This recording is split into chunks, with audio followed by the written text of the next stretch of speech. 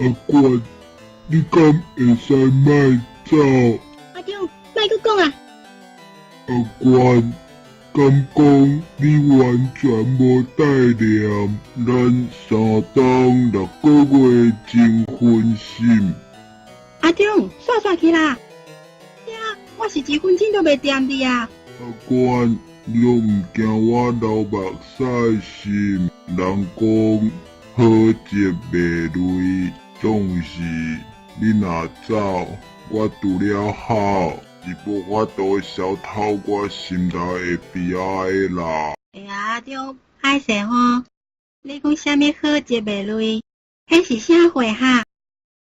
阿官，你若留落来，我即时甲你说分明。都太好闲的咧，无麻烦你听白一个，感恩哈。各位观众朋友，咱今仔日要小解的成语是好节袂累。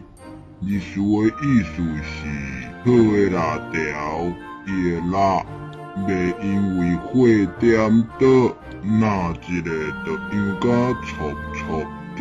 这是用来比论讲，做一个查甫囝袂使哭袂着就流目屎。换做华语来讲，就是男儿有泪不轻弹的意思啦。